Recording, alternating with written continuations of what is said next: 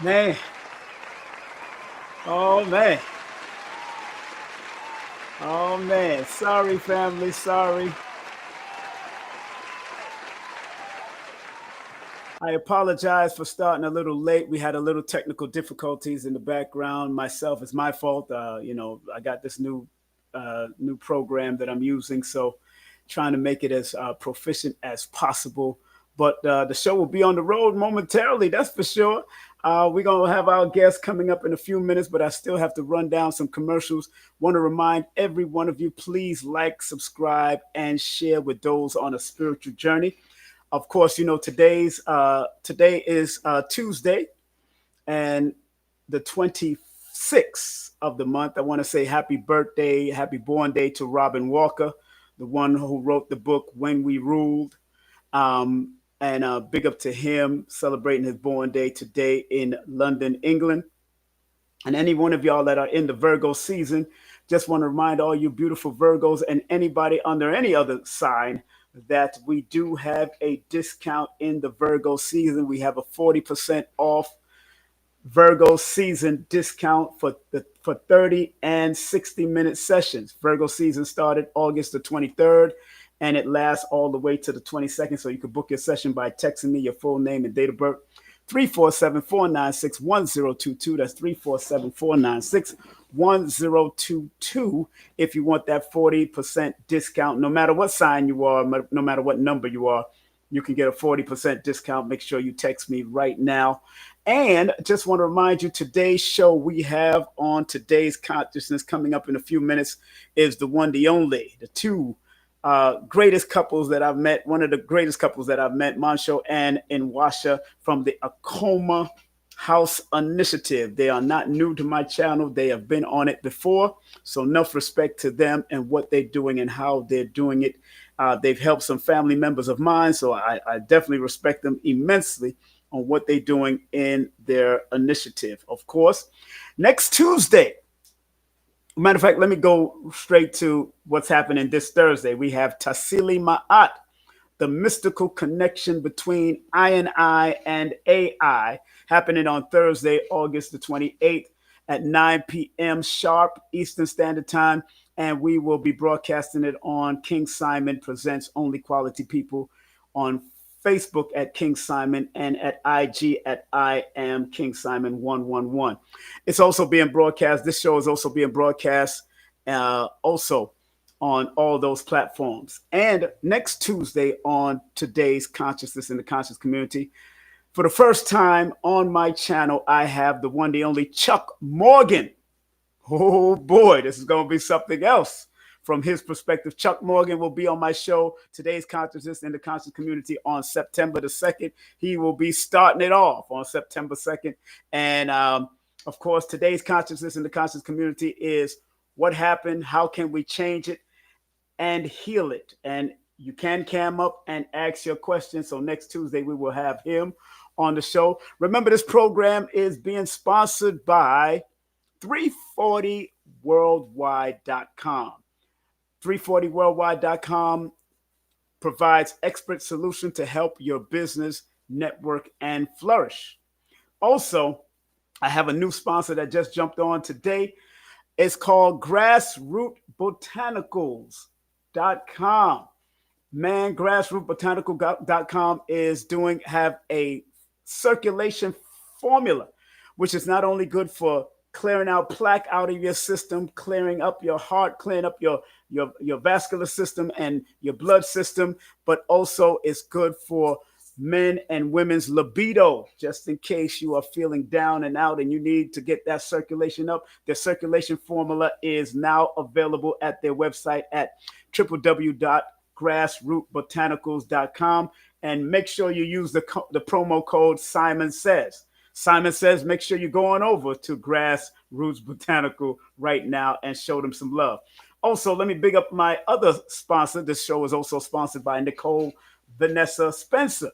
If you want to get a great book, some great artistry work, some great jewelry, and learn anything about styling yourself in any way, Nicole Spencer can help you out. Nicole Vanessa Spencer, all you have to do is call that number at 240 416-7711. Another one of my sponsors is New Diamonds. If you want any handmade jewelry, crystal, wire wrapping classes, all of that. She does oracle readings and also astrology and Reiki, and she does consulting, and she's a counselor.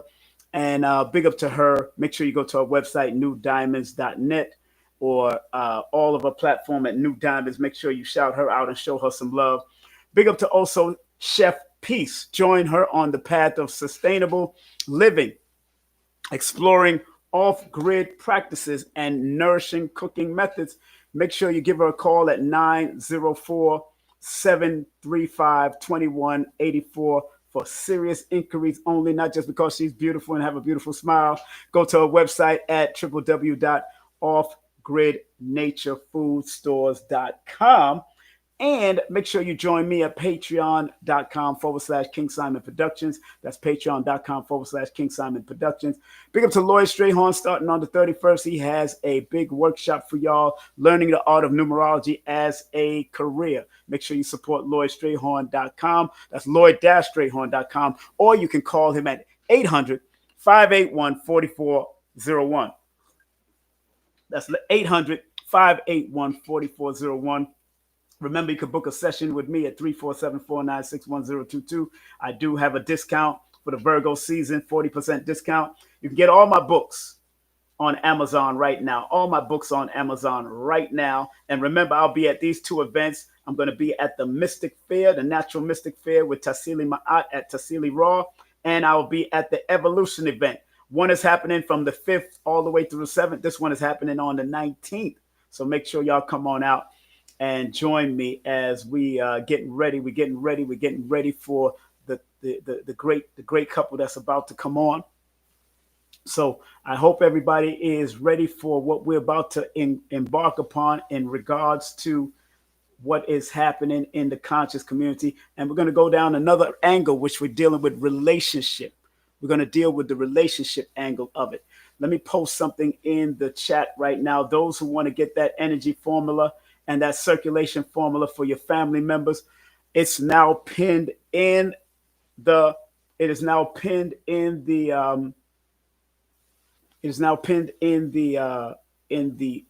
chat. If you want to get it, you can go to the direct link right there and put in the promo code Simon Says. Simon Says. Put in that promo code Simon Says if you want the circulation formula. I've tried their products. It's been very helpful. I tried their testosterone products. Very helpful. I got to get this circulation product, but that testosterone product has been helping me out also. This is a liquid formula, and it's good for circulation, good for heart, good for heart attacks, good for erectile dysfunction, good for low libido, all of that. So make sure you contact them and get that 8% discount right now. Get the 8% discount. Big up to Facebook, people on Facebook, people on Instagram that's showing up. Big up to all of y'all doing your thing and showing up. All right, we're getting ready for the couple. I don't know if they're ready. I got to see them on camera. Once they're ready, let me see my private chat. Yeah, I got you. I got all your websites and all of that, sir. Got all the websites, everything I already got. I'm just waiting for y'all to show yourself on camera so I can bring y'all up. I got y'all behind the scenes right now. I got everything ready for y'all to come on. Matter of fact, here is their links. I got all their links right here.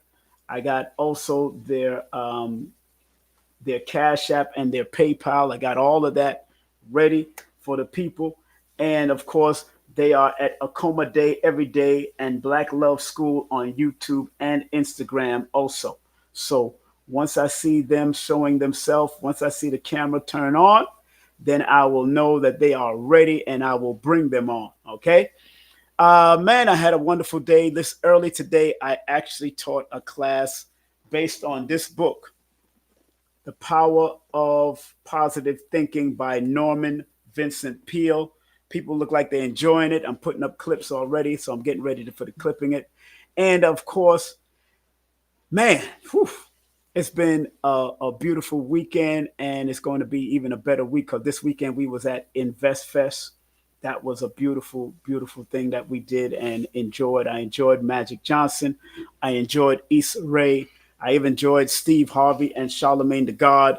They was doing their thing, and I love what they was doing in the community as far as providing their service to help out. Hmm. Also, I want to make sure that y'all have a disclaimer. Of course, anything that's said on this program by myself or my guests does not always officially belongs or connected to me in any way. But we do respect our guests, and I do not want any trolls to come on here and disrespect any of my guests that I come on. Even in the future guests that will be coming on, do not disrespect, because I know Chuck Morgan comes with a lot. We can't show the camera for some reason. They said they can't show the camera. Maybe y'all have to go out and come back in. Maybe I can go out and come back in because definitely want to make sure people see y'all. Y'all a beautiful couple, so I want to make sure people see y'all and do what we got to do. There's been like a lot of technical difficulties going on, but I have a new platform also. We're waiting for them to go out and come back in. They're going out and come back in, and we're going to bring them on momentarily. Once again, I want to remind everyone to like and subscribe. Today's consciousness in the conscious community is just a dialogue, a discussion about what's happening in the conscious community. How can we change it? How can we heal it? I've been a part of it for so long.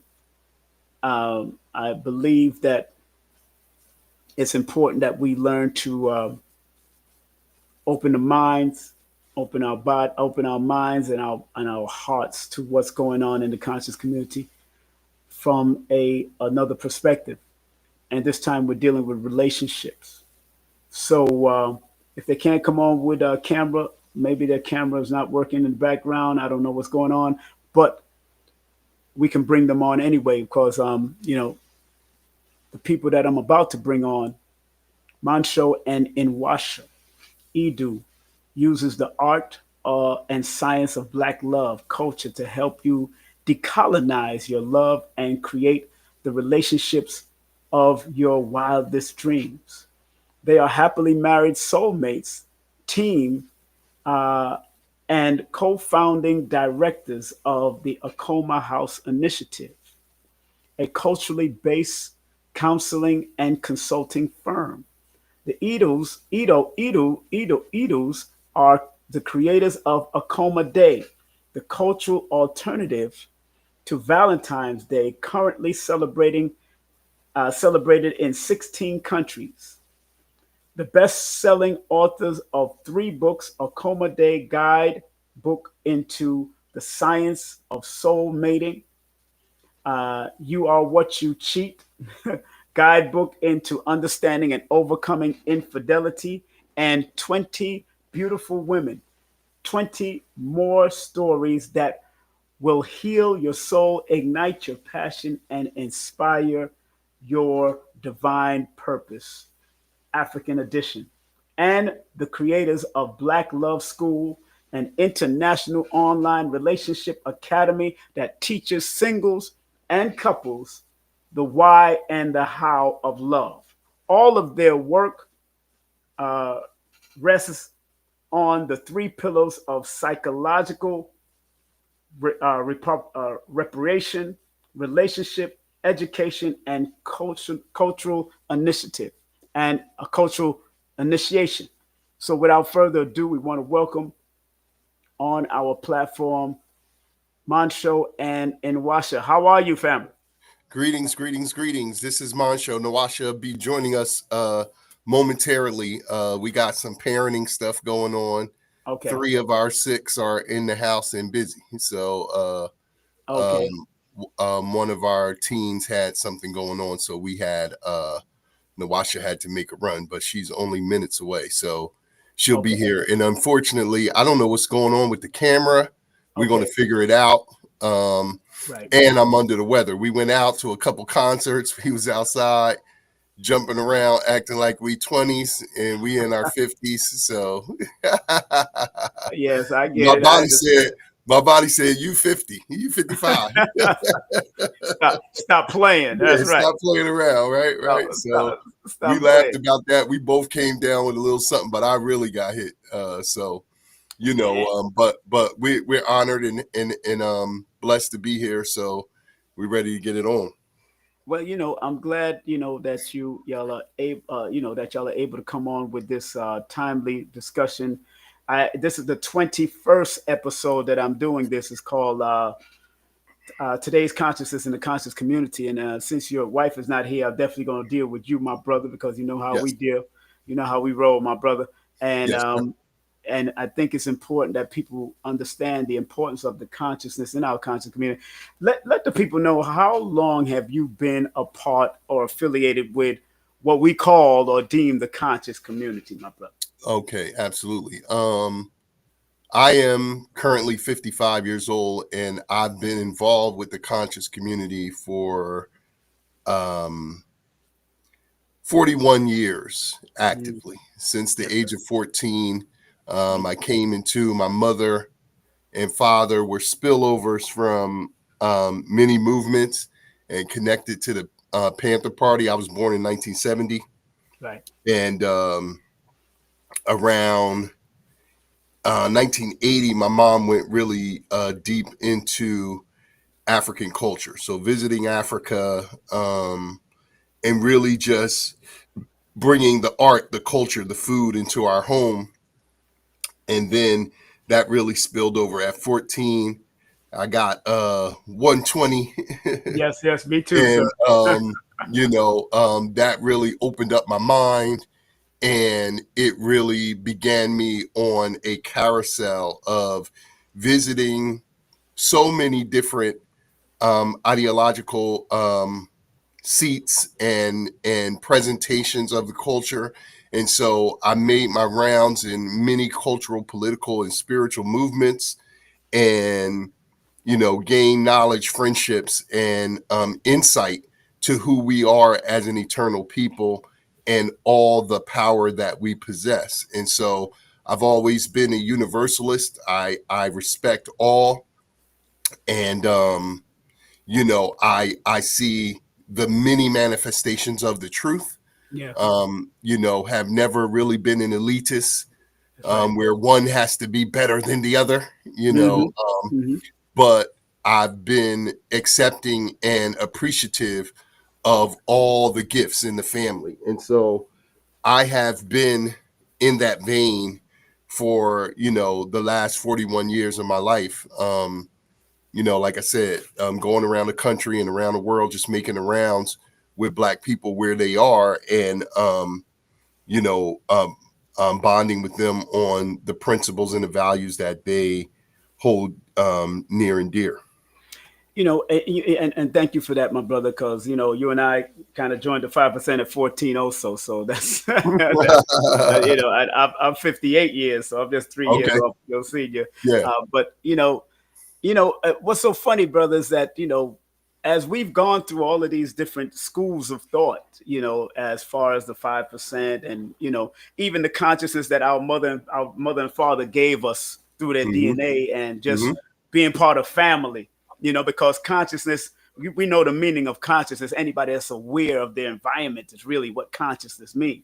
You know That's what I'm right. saying? So when we have this so-called quote unquote conscious community, and its ups and its downs, its ebbs and its flows, we've seen a lot. You and I, we've been around the Khalid Yeah. Muhammad's, we've been around the Dr. Africa, we've been around the Dr. Sabi's, we've been around everybody in That's right. these years of 40 something plus years of doing it, for doing this consciousness. You know, from back in those days compared to now, and I want you to make the comparison. What Yes. is it that you see that is a difference, especially when it comes to relationship? Because the elders that I consult right now that are still in relationships, 45 years, like Professor James Smalls, 50 Hmm. year, 50 Hmm. plus years, like Hmm. Dr. Jeffries and Rosalind Jeffries, people Yes. like that. Phil Valentine in a relationship for 30 years now, and you and your relationship for going on 30 years, I believe, on Yes. more. Yeah. Yes. Yes. So, Yes. so what is it that you've seen the difference between that relationship and consciousness and relationship, than now in consciousness and relationship, my brother? Yeah, I think that our belief system is very different and is very detrimental. We believe in other than the family unit as the means to survival and success. Right. I was fortunate enough to grow up in an environment where all the Black couples that I grew up around were married, Yes. right? And so like even this past week, one of my favorite couples just celebrated their 57th wedding anniversary, and I'm 55, so that gives you the context. You know what I Exactly. mean? Like they've been together as a couple longer than I've been alive, Exactly. and I grew up in an environment where the people who I grew up around, they believed in that. Right. Right. They believed that that was the ultimate. Even you mentioned someone like Dr. Africa, who you and I Yes. both got the chance, along with the Khalids and others, to Yes. be hand in hand with, like Yes. to really sit at their feet and talk to them directly for Yes. hours and hours. That's And right. you know, I spent time with Dr. Africa and Yes. Dr. Stevenson before he passed, Yes. and that was his fourth marriage. So when a Mm-hmm. man is married 4 times, Mm-hmm. he believes in marriage, right? Yes. Yes. I remember going through initiation with Baba Haru during the first Yes. cycle of Divine Sacred King Man, and a Yes. bunch of us, it was 30 men in that crossing, the very first crossing of Divine Sacred King Man. It was the counterpart to Sacred Woman. Right. um in 1999, we were talking about Elizabeth Taylor, Yes. and at that point in time, she was getting married, and so we were just sitting around talking about how silly this was, and I don't know if it was her sixth, seventh, eighth marriage. I think she ended up getting married 9 times. So we was all just talking and saying, this white lady is nuts, this, that, and the third. And Baba Haru let us talk like young fools that we were. And then he came in and he said, it's more honorable for a woman to marry 6 or 7 times than Mm. it is for a woman to lay with 16, 17 men and never receive marriage as a Mm. offering. He said, Mm. this is a woman who has all the fame and all the money in the world. She is marrying for one reason.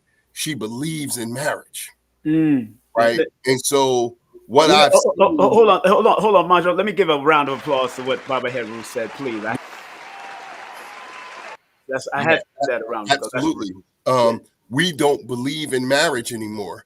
And Right. so the trick that we're fooling ourselves into is that we're fooling ourselves in that we believe in family, but we don't believe in marriage. And Right. you can't believe in one without the other, because they are two sides of the same coin. So Exactly. essentially what happens is we don't believe in family. So Mm. I often ask, what is it that we believe in? Because when you don't believe in family,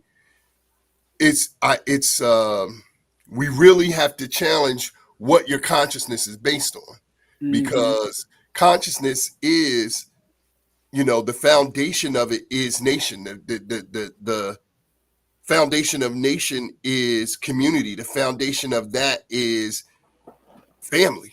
Right. And the foundation of the family is the intimate relationship. So Right. here we are today as the parent people of humanity who have taught the world everything, including how to build family. We've lost the skill of how to build family. And as a consequence, 4 or 5 generations deep into that lack of skill, we no longer believe it's necessary, possible, or doable. And Right. as a result, everything else that we try works against us. Mm. Everything else. There is nothing else that we do that actually works in our favor. And so I think the biggest thing that I see in the difference is, you know, information is abounding. It's not that we have more information and less principles than we Mm-hmm. had. Mm-hmm.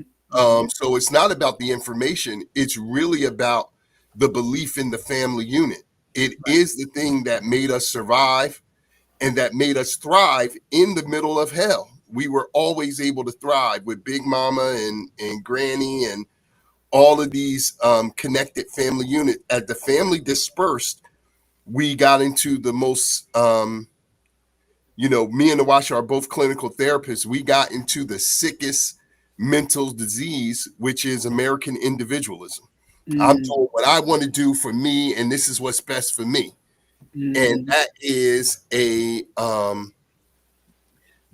greater mental sickness than narcissism, bipolar, anything you want to say. That American individualism is the sickest disease that we currently operate with. Wow, and that's what you've seen now as we've gone from one era to another as we're crossing over. This is what and my brother Montsho has seen. Yes, absolutely. We work with singles and couples and families. Over 30,000 people in about 16 countries around the world. Black people, black and brown people, and everybody got the same issue: family. Everybody's relationship challenges stems from their parents. Yes. Yep.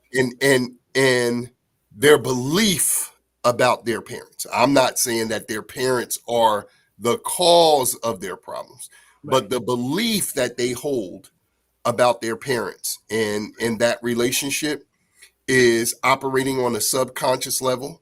Right. And then their belief about family and what is possible and who we are is operating in such a way that, we just bugging out here. And we mean well, we're good people, but we're coming together and we're doing more harm than we're doing good because we can't add anything that's perpetuitous. Like we're supposed to add something that lasts forever. What we do is the opposite. We take away pieces that are gone forever. And so that becomes the damage that we're doing, and it creates more individualism. And through individualism, we making bad decisions. We making bad decisions for self and others because we didn't come here alone. Although people try to say that in music, you can't get here alone, and you can't elevate alone. And to be technical from a spiritual standpoint, you don't leave here alone. If you left here alone, you would leave on your own will whenever you want. Right. But something else, someone else is saying when you leave here.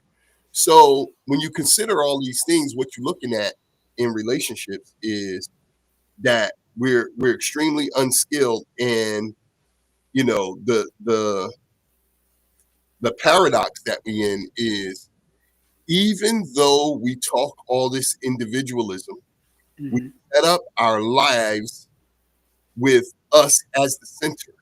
No one can face a lifetime of loneliness by themselves. So we all want companionship. We all want someone to share our life with. We all want Montsho, even if it's a dog or a cat they want. Yeah. Ain't that something? That's absolutely. So deep. Absolutely. And I think the dogs and the cat have definitely ruined a lot of people's relationships. Oh my goodness. Yes. It's amazing, right? It's amazing. It is amazing what has happened. I spoke to a sister that she would get rid of her man if he abused that dog or that cat. That's right. That's how That's deep right. it is out there in them streets, bro. Yeah, I think it is we can count on them animals. Many of us, those animals are predictable and it's safe for us. So to jeopardize that is tantamount to, hey, you shaking the ground under me, you got to go. If it come down to you or the cat, you got to go. Right. And that's it. That's amazing. Now, but I'm definitely an optimist, and we believe that we have some solutions for people to help them. Go ahead. Sorry. No. Just to help them. Listen. What we say is, your beliefs are stronger than the truth. Your beliefs are real, even though they're not true. So the first thing we do with dealing with people is work on the belief level, because I can show you all the techniques in the world, but if we can't change your beliefs, they're for naught, you know? Right, right, right, So right, you got to change beliefs. And, there are many techniques. We use a couple to help people change beliefs, because if you don't change beliefs around what you value, some people say, well, how do I make a relationship work?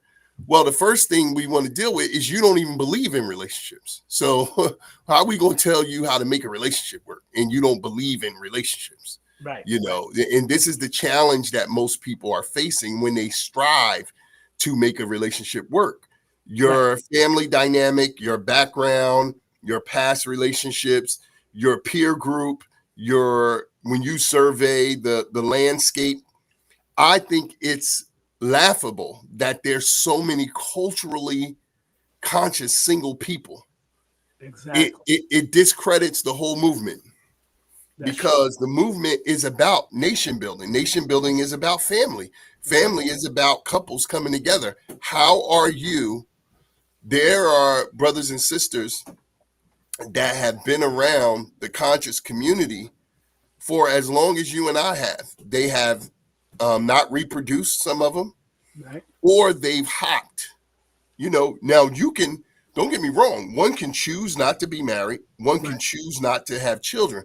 But if you do choose that, as our Jegna Maladoma said, you right, can't also jump through, run through everybody and go through every movement, slaying and laying everything moving, and call that consciousness. You can't do that, because that's doing damage. And I right. witnessed that. I played that way in my 20s. Yes, yes, You know, exactly, exactly. Exactly. and so Yes, sir. it brings a certain magnetism with you that I deal with my oldest children. Right, right. You know what I mean? Now, Montsho, hold on one second. I want to make Yeah, sure people know that absolutely. there's a little technical difficulty with their camera. That's why he's not showing Yeah, himself yeah, yeah, right yeah. We now. trying to But figure but this out, it's man. all good. We it's all good. As long as y'all get the information, I'm still here. Y'all can still see me, and also I got a picture of both of them on the count on from their website right here in the front. Please donate to the Akoma House Initiative. Their Cash App is $ Akoma House. Their PayPal is paypal.me/Akoma House Initiative. Of course, they have a YouTube and Instagram on Akoma Day Every Day and the Black Love School, their YouTube and Instagram channels. Also, want to remind everybody that you can also remember that they are our guests, and they specialize in the art and science of Black love. They are art and science of Black love consultants. And also, you can go to their website, www.akomahouseinitiative.com. And also, I also put the link to the Soulmate Strategy sessions, and their number is 609-474-4203. That's 609-474-4203. That's pinned to the top of the chat, so you can actually go and click on that if you want to do a session.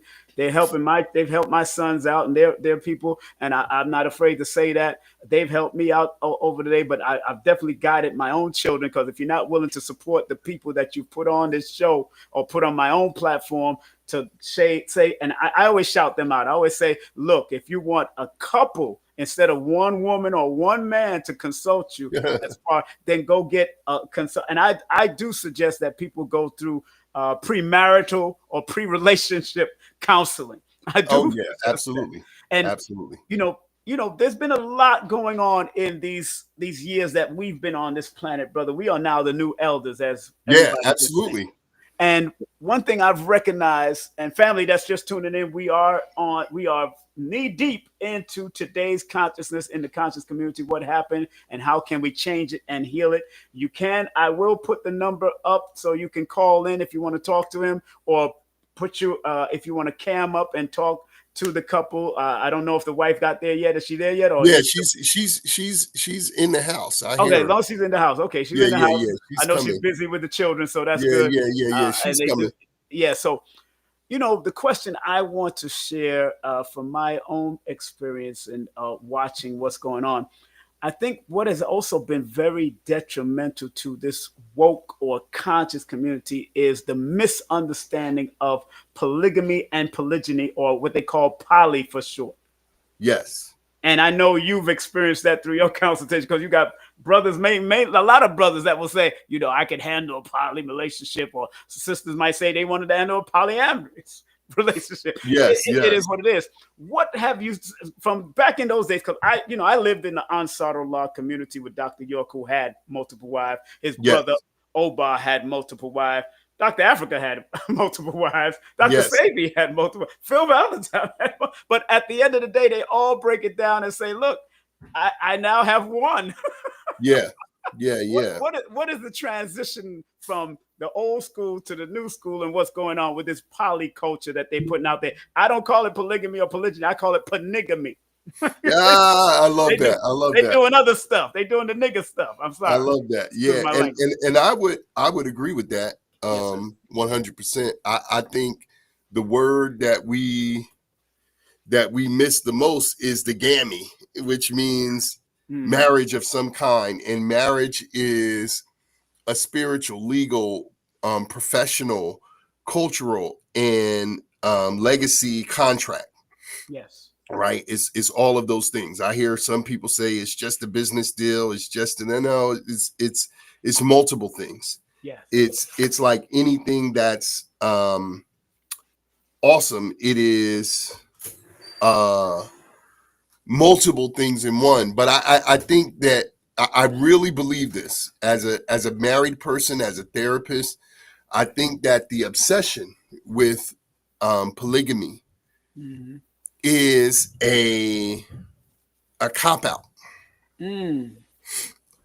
to responsibility and accountability. Explain, please. Explain. So many people talk about polygamy as if we are a community of married people, and we are not, right? So how do we skip being married to everybody's interested in multiple marriages? How do we skip that? I think it is because we know innately that it's unattainable. And I'm going to say something that may challenge some of the listeners, that may challenge some of the ideas, is that polygamy in our nature is unnatural. So what I mean by that is that when you look at the world, when you look at Black people, there's 1,000,000,008,000,000 Black people on the earth. 504 million of them are men, and 504 million are women. We deal with the sacred science of soulmating. Right. And this symbol that we have called the Akoma, which is what our name is, the Akoma House Initiative, is the symbol that's miscalled the heart. It tells a spiritual story about the divine unity and the creation of soulmates, man and woman being made in pairs, right? And so polygamy became so men and women were always born in divine pairs and always are still today. Everyone who exists has a literal soulmate, which is the other half of them, right? However, circumstances, whether it's war, whether it's abortion in the womb, whether it's whatever it is, has affected the men greatly. And so what you have is a imbalanced numeration of men to women, right? So the women brilliantly came up with an idea to correct this problem. But this problem is temporary. Yes. It's only been around for as long as we've been under siege. I hear people talking about, you can go back 50,000 years, 60, 100,000 years and see polygamy. I challenge anybody to bring that forward, because that is not, unless there is a reason that the men were drastically killed, it's no reason for it. It's unnatural to do. So now this obsession with it proves that we're in an unnatural state, because actually managing a marriage. Mm-hmm. I heard this from Dr. Africa himself, who had Yeah. Four uh, wives. Four who wives. had who had dealt with polygamous relationships. I was very close with Khalid Abdul Muhammad, who was on his second, third marriage when he passed away, right? Yes, he was. And he said to me, just as Dr. Africa said to me, you know, with all the work that you do in the world, when we out here fighting for our people and standing up, he said there is no more challenging job than being someone's husband. Mm. It's nothing more challenging. Mm. Nothing that I'm doing. This out here, putting my life on the line for this stuff, this is easy. Mm. Being somebody's husband is hard as hell.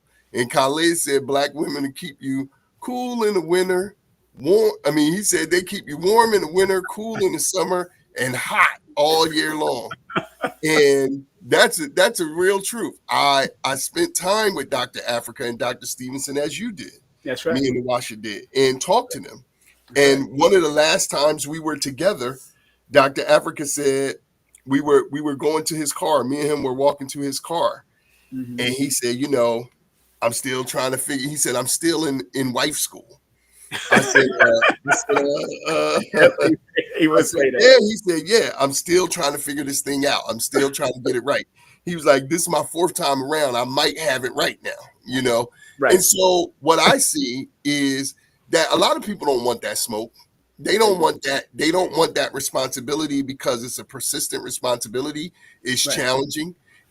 It challenges all the skills that you've ever acquired in your life. Right. To make a marriage work, you got to pour all of them skills in. That's why every scriptural book talks about marriage as being the highest position you could hold, right? And so you got to pour yourself into that, and doing that, a lot of people are ill-equipped to do that. So now the illusion of, well, every man, many of the men that I talk to that advocate polygamy, they just talk about the numbers. Right. So there's not a lot of available men. We're still at war. Men are dying, prisoners of war in these concentration camps that they call prisons. And yes, there are so many available women. But when you start to qualify who can actually deal with a woman emotionally, who's emotionally fit to deal with a woman, many of us brothers have the money to maintain women. Mm-hmm. But that's not all there is. We deal with millionaires who their wife's unhappy, they cheating, they doing all kind of stuff, right? So it's not the money. Mm-hmm. It's not just that. That is an aspect of it, but it's not just that. Right. Can you get someone to be honest with you? Mm-hmm. Can you be honest with yourself and someone else? Can you maintain a relationship that is built on honesty? We want happy relationships, right? And someone said to me that, you know, you can search all the spiritual books and the word happy does not appear in any of them. Mm. So we've changed the nomenclature from happy, healthy, and harmonious to honest, healthy, and harmonious, because we want honesty over happiness, because honesty borns peace, right? Mm-hmm. But happiness is a self-delusion of fulfillment. You got to make me happy in order for me to stay with you. But the reality is, you know, marriage doesn't always make you happy. Right. It is a job. So when I look at polygamy and all of this talk, I always say this: show me somebody who's done it for 20 years. Mm. And then let me talk to those children. Because many people, you know, we can name the heads of many communities without attacking anyone. I've dealt with a lot of their children. You know what I mean? Like some of these big communities that are out here that we know of, the legendary communities, great men that are greater than you and I in many respects in terms of what they've done in the world. Right. Their children are devastated, and their children are you name the community. I dealt with one of their children as a therapist, right? Mm. And so what I see from that is you can't fully practice polygamy and be oppressed too. Mm. You know what I mean? And we're an oppressed people. So which is it? You know what I mean? I would say that we are avoiding the responsibility of marriage, and we're deluding ourselves with this idea. I did it myself, so I'm not even pointing a finger from a holier than thou place. I was deluded in that in Right. the early mid 90s. I got 6 women and this, that, and the third, and da da da da. But I'm in 18 pieces, so I need a multitude of women to make me feel whole. And then, you know, the damage that I'm doing, I'm repairing for the rest of my life. Right. And so this this is the reality, and I think that you know I would respect, because I'm not against polygamy as it stands, and we as African people, we're not against it. I'm Right. just saying that it is not our nature. It is not as old as many people try to make it seem, and when they promote it fair seeming. It's a very new thing in the history, in the millions of years of Black people. It is a very new thing, and it is a direct reaction of our fall from grace, right? Mm-hmm. So that is where we at. Mm, mm. Family, family, family. We got Brother Montsho Edu, and I know his wife is somewhere around in the Yeah, house. she's here. She's here now. Oh, she's Nawasha's here. sitting Yeah, with you yeah. right now. Yeah. She's with me right now. I'm sorry y'all can't see the beautiful couple on camera. They got a little camera. Yeah, I don't know what's going on with the camera. I don't know, because when I had StreamYard, this is Restream now. It's a new thing. Maybe that y'all got to go behind scenes or fix that camera thing. I I don't don't know know. what's Let me try something else so we can because see if we can come on. only the sound. And Sister Nwasha, how are you? She's there. I'm great. How are you? Okay, I've had your husband on for a while, and you know he's She's super momming tonight. yeah, yeah. She's doing it all tonight. You These doing it last couple of all. days, I've been under the weather. She's been doing it all. But I just want the sisters to hear your voice and not let us brothers dominate this whole conversation on Yes, yes, yes, today's absolutely. consciousness and the conscious community. And because I know sisters got a whole nother angle sometimes when it comes to this whole consciousness, because sometimes our women get abused in this consciousness. Sometimes our women get left behind in this consciousness. Some women have children and are left with the children in this quote unquote consciousness, not just in the spiritual conscious community, but also in religious backgrounds, that Hebrews, Muslim, Christian, they go through it. I mean, I had to send an investigator in Islam to help a brother and investigate what she was doing with another brother that came out of prison and all that kind of stuff. So I mean, and it gets that deep sometimes. So my sister Nwasha, how are you first and foremost? How are you? I'm wonderful. Thanks for Well, asking.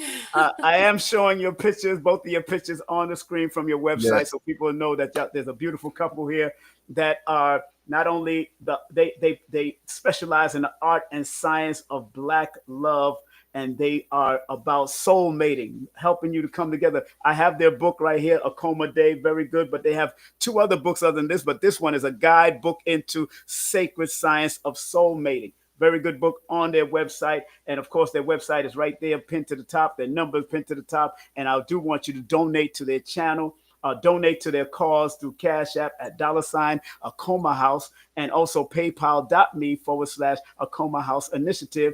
And also join them on YouTube or Instagram at Akoma Day Every Day or the Black Love School. So make sure you support them. So, and Washa, I got the questions for you, my dear. Are you ready? Yeah, I'm ready. From a divine feminine or sister's point of view, what do you feel about the consciousness of our sisters in relationship back then, back in the day, compared to it now? Because you've gone through the gamut. Y'all almost 30 years in relationship, children and all, and y'all, you've had your family dynamics, his family dynamics, but you also had the cultural community dynamics. What is the difference between? I asked him the question a little bit different, but what is the difference between back in those days when you first started out in consciousness and moving on now, and what you see now going on in our community and amongst the consciousness community? So what's the difference that I see Yes, from that you 20, see. 30 years ago? Yes, yes. Uh, Mm. that's a really big question. I I'm think sure. all culture has changed, right? The way that we're living out our values and our belief system. Right. For me, one of the biggest things that I've seen is the pivot to online communities have hurt some of our interpersonal, relationships. So where for me, 20, 30 years ago, coming together, there was a certain amount of in-person absorption of the consciousness Right. Right. that as much as we can expand because of online communities, I believe it's also hurt part of the initiatory process because we're in a virtual reality Right. more and more often. And, as many of our teachers have taught us, so like Dr. Frances Cress Welsing, comes to mind 1st, Mhm. but Right. many people now believe that passively experiencing the senses is the same Mhm. as actually experiencing them firsthand. So we have a little bit of a challenge Right. in that your own brain, if you watch movies, if you watch online videos, if you are taking in content that's cultural only in this way, Mhm. Mhm. it Mhm. actually tricks your mind into believing that you've experienced something that you haven't. And I Mm. think that that's a major challenge for us. We Right. should embrace being able to be connected because this is how we're talking to you right now, right? Right. But Right. at Right. the same time, we have to know that this is an extension of an actual relationship. Like it's an extension of, even if we're connected online, we are connected in ways that are very real and very authentic and genuine. But ideally, we should come together in person as well. So I think that for me, part of initiation and culture, it is definitely meant to be embodied. And I Mhm. think that some of the embodiment gets lost when more than half of our lives are lived in Mhm. a virtual space. So that's the biggest thing for me. I think, as I revisit things in my initiation, I'm Right. really grateful to be able to connect with people all over the world. But I also know that there were things that I got by being in person, just watching other people, Right. right? Just really on the vibrational level of how a person walks in, how they smell, how they sound, and how a voice can, the resonance that happens in person, Right. it is a little bit different. It's kind of like if you hear someone sing, right? And you're standing right next to them holding their hand, Yes. Yes. versus you hear something, through the computer speaker, right? You can still be like, hey, I love this song, but it's different when it's live. And I think that this is something that we forget. We can't hyper consume culture. Mhm. You can't just say, I'm going to lock in over the weekend and watch 15 podcasts and then Right. I'm an expert, and I think that Yes. access to information, as our teachers have told us, the information age is over. This is really like the time for creativity, Mm. like a creative age where you have embodied and absorbed things and now you put it to work. And I think that that message is still not fully present as I Mhm. see Right. in the, women's circles and, the talk of consciousness. Right. Sometimes, in my opinion, Yeah. gets like played down Okay. because you can get the cliff notes for books and you can get, the shortcuts to the summary video. And I think that sometimes it's diminished Right. what people have gone through in previous generations, and the effort to do the work in a so-called long form is sometimes missing. And I think that it also happens when we look at classical African cultures. Right. Sometimes in a modern lens, we don't understand how someone could build the pyramids and use a hammer. You're like, why would you have a hand tool and the most magnificent structure on the planet? But Right. there's value in both things. There's value in the process and in the journey. And I think in this time period, we have a lot of access to information. and we are on the ends results. Like if I can just produce the answer, then great. But the value in a little bit of struggle to find the answer. So where your creativity comes in and where your thought process has to kind of catch up to information that you're getting, that kind of a little bit of tension actually a good thing, because it's how our mind expands, and we should do that in a group, so that's what I think is a major difference from how sister circles used to be. I think that the net is wide, and that's beautiful. And I see we want to come together, so I'm hopeful that more and more things will come together, especially half of a decade in after quarantine and COVID. I think the novelty of being virtual is starting to fade, and the usefulness will come out, but the appreciation of in-person gatherings will swing back.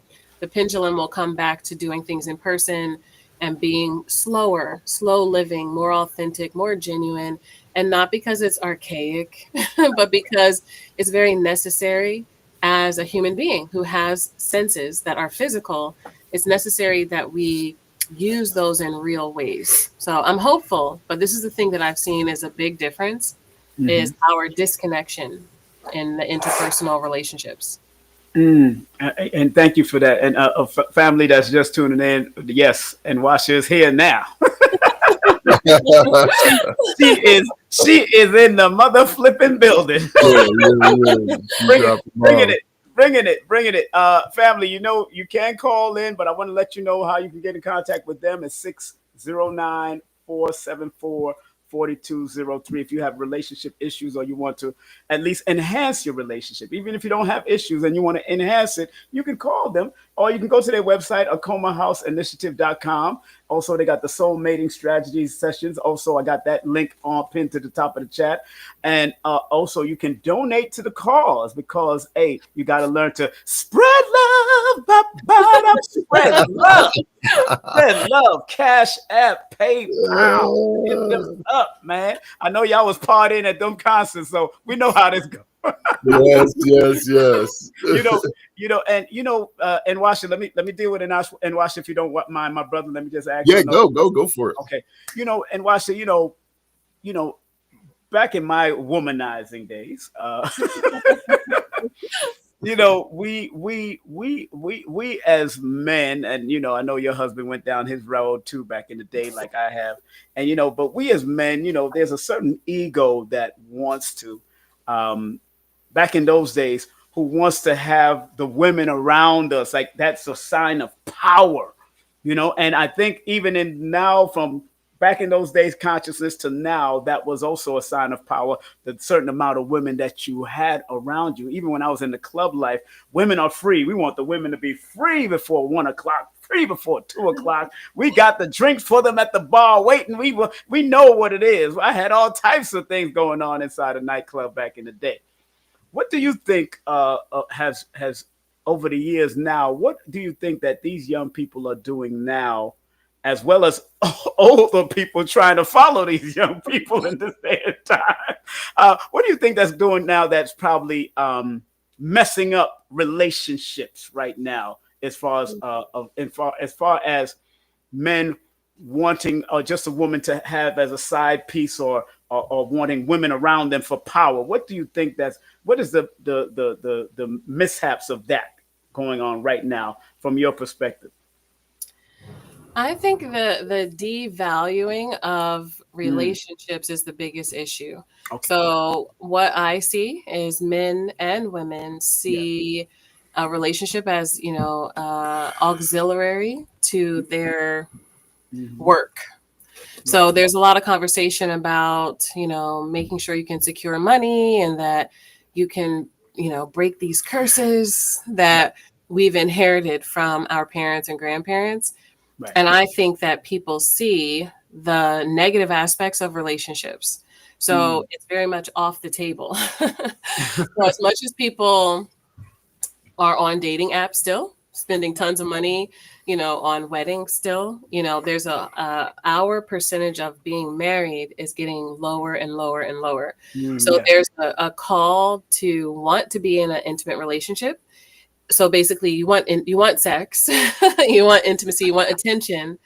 And I think most people know that women are the openers and magnetic. That's why you get into the club for free. That's why the drinks are free. Because if the women come, the men will come, right? That's right. If a whole bunch of men are there, not necessarily will the women come if they're not feeling welcomed and like the call is coming in, right? Because women also want a certain amount of reverence and special treatment. So we know that that's the case. But I think that the value on relationships is very low.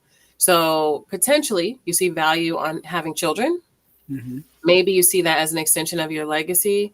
And maybe you even feel the innate desire to reproduce yourself, somewhere down deep. But the interaction between peers, so a man and a woman who are soulmates, who are two parts of the human, reality, the masculine and the feminine, that aspect is not seen as very valuable. So I think that that's a major mistake, because what happens is we either don't want to get married at all, but we still may have children. So that is a little bit of a hindrance to the child to not live with both parents. Even if you have an okay relationship, the child doesn't get to observe the natural relationship between men and women if they are in two separate houses, right? They get to see exchanges maybe, and hopefully holidays, and maybe one group vacation. And that's at the best co-parenting situation. But if you don't see how a person loves, how a person resolves conflict, how a person blends and harmonizes within the family, you're missing a great aspect of your education. Now, on the flip side, in the scenarios where we don't get along, what the child is taught is the thing that made them, the thing that brought them into the world is not really appreciated and valued. So I think it's a major deficit to not have an appreciation for the relationship as a means to your own character development. So we're all learning, we're all allegedly ascending towards greater and greater character. And when you don't value the relationship, you only look at the faults of the other person instead of really saying, hey, the idea of relating also benefits me. When I look at somebody, I can help them in, honoring their strengths and also helping with their challenges, but they also do the same thing to me. And I think right now we have a very self-centered aspect of, viewing relationships where I can point out a whole bunch of your flaws, but I'm really coming to the relationship great, right? And even in the questions you hear, like, what are you bringing to the table? It's very focused externally and outwardly. Instead, every person that I meet is giving me some feedback. And I also am responsible to give them great feedback, not just a whole bunch of criticisms, but actually the feedback that would move them to character development and elevation and, enhancing their personal, ability to be on the planet. And I think we forget that. And so people look around like, hey, if someone's not perfect, I don't want to deal with them.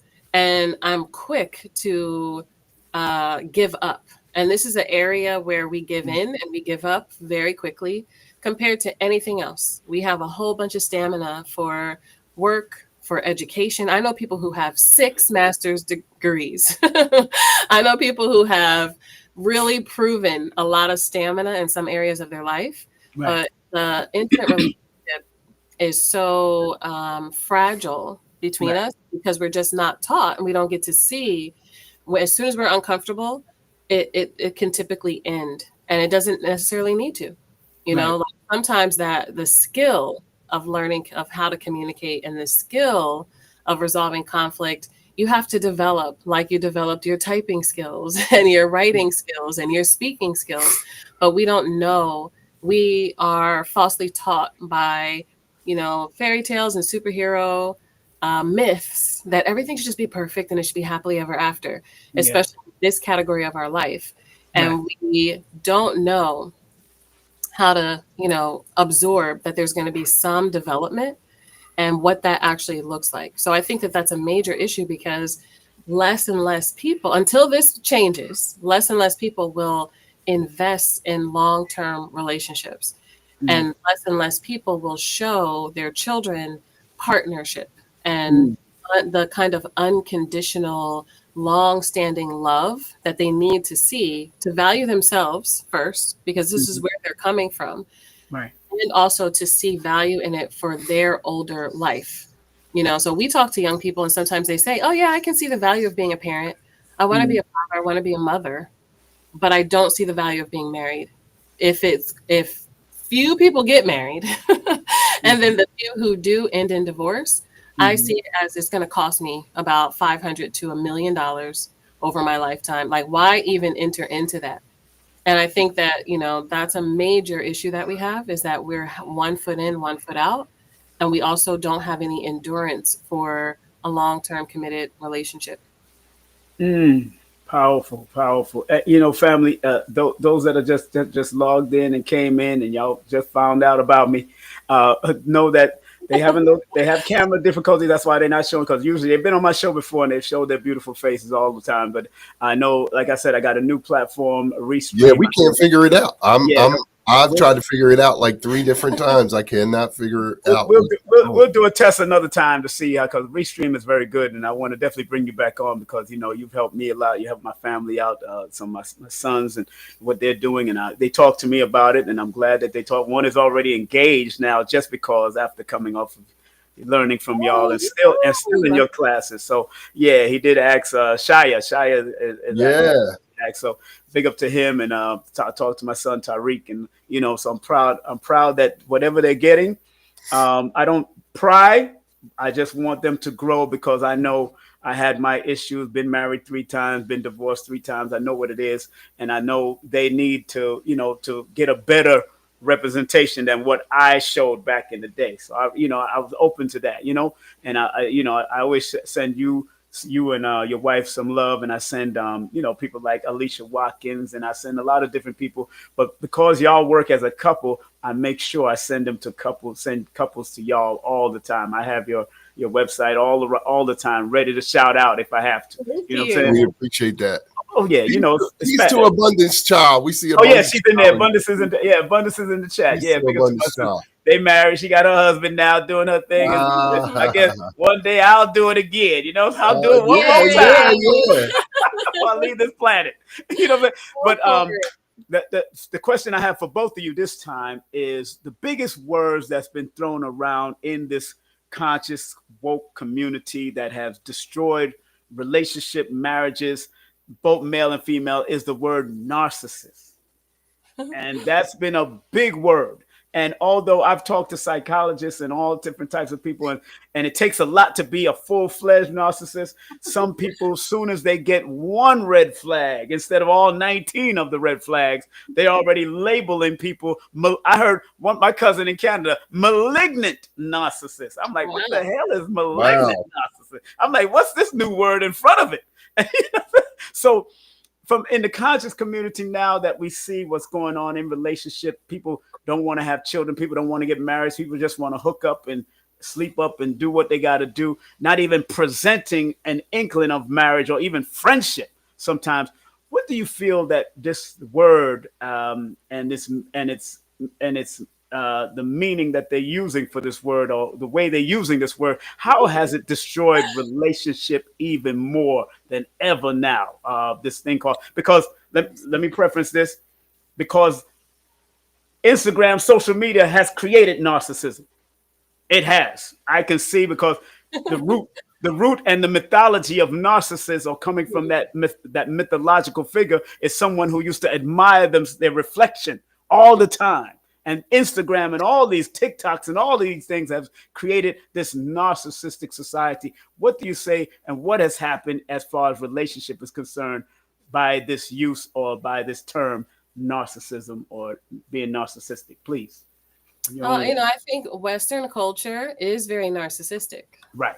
So when you're an individual and you really pride your culture on individualism, that is focused on your needs, right?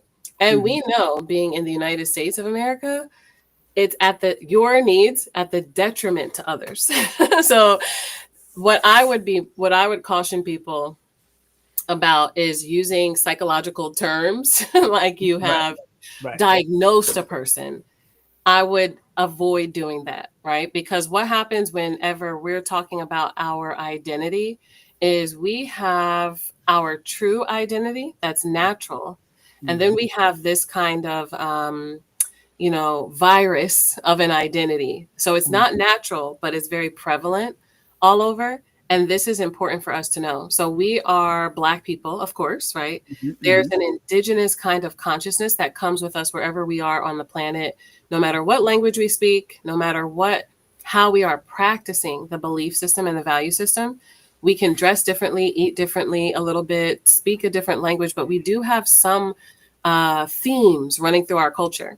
When we find ourselves in these cultures where you get rewarded for being an individual, you build up a kind of tolerance for certain behavior that's unnatural, right? It's kind of like when people work overnight and you get this like overnight shift disorder, right? You are supposed to be sleeping when the sun goes down. So when you fight that circadian rhythm, you have disorders.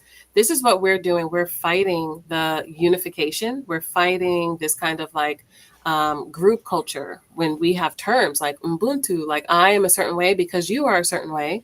I am because you are. We're reflections of each other. When you're only looking at the reflection of yourself, like you said, from the myth, you can actually hurt yourself, as he did in the myth, and you can hurt others. So I think we all have to admit that we're suffering from a little bit of individualism and a little bit of narcissism, and that the reason why we suffer more is because we get rewarded. So if people didn't get rewarded for showing certain posts on Instagram, they wouldn't do it. That's true. Right. So because you get more followers, which equals more money, which equals more brand deals, which equals more attention, you're going to keep doing it. So this is a system of reward. The problem is that we're looking at superficial reward because there are many people who have a lot of followers and a lot of money who commit suicide, right? Whose relationships are terrible. So because we take the superficial reward, we continue to damage ourselves until we really feel the truth of emptiness, loneliness, and self-centeredness. So I would be mindful about calling anyone else a narcissist. And I would also be mindful in that and I would tell anyone that we get into patterns with another person. So there's a loop that if I am with a self-centered person all the time, I might want to be a victim.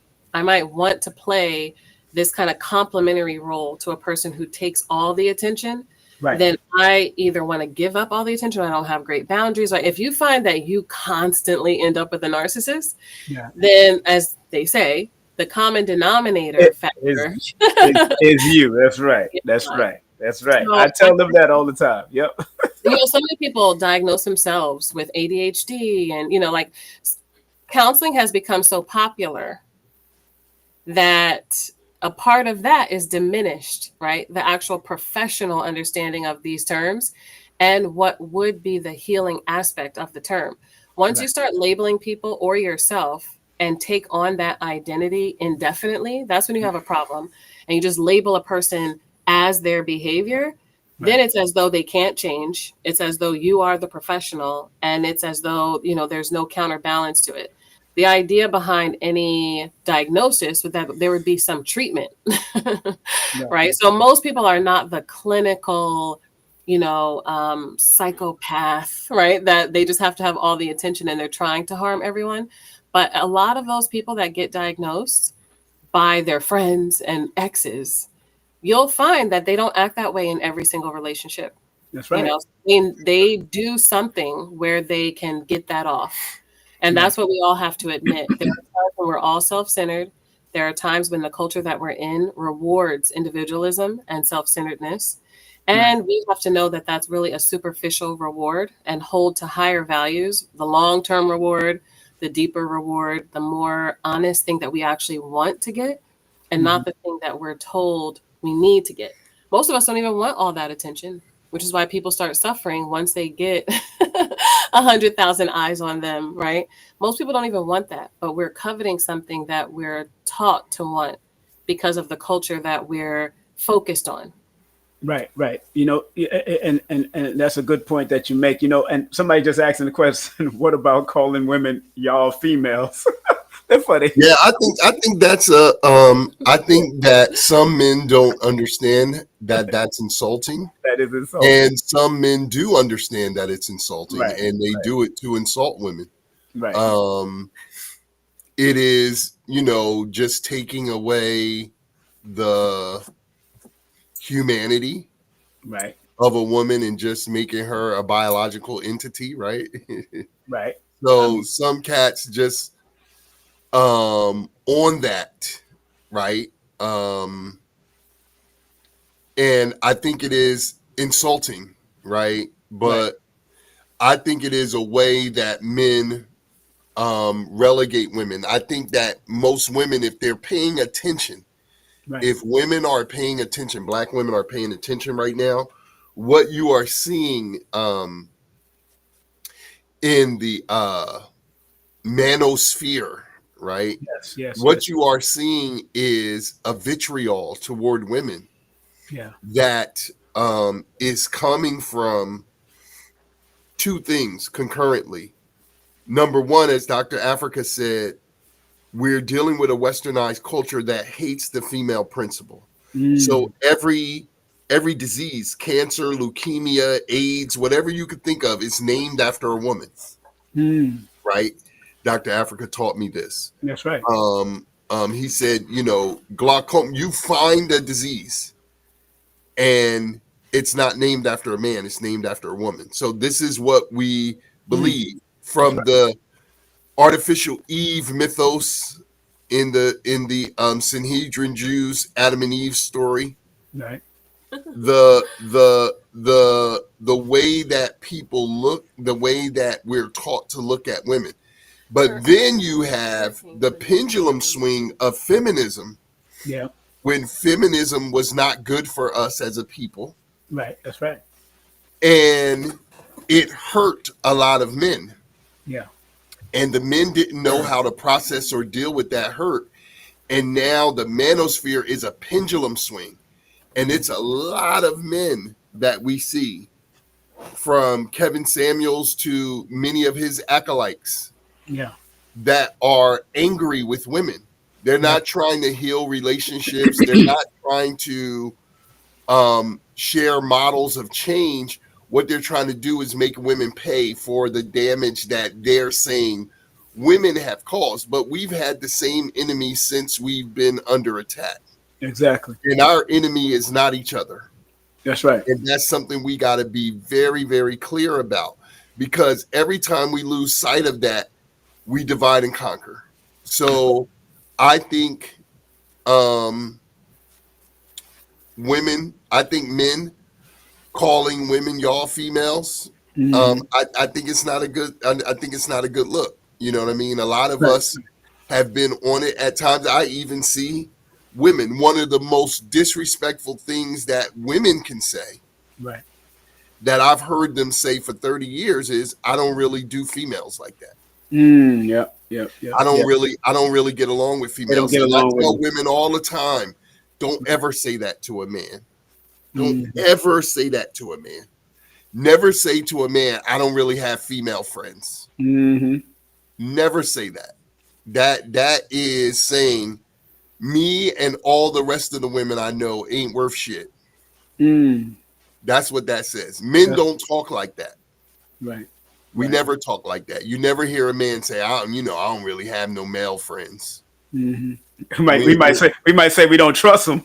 Yeah, we might say things like that. But when you watch a man, he always got a man. He always got somebody around him. Somebody he could talk to. That's right. Yeah, he could talk to. Somebody might have the key to his house or something, because we live in a violent world of men, and men need another man to have their back.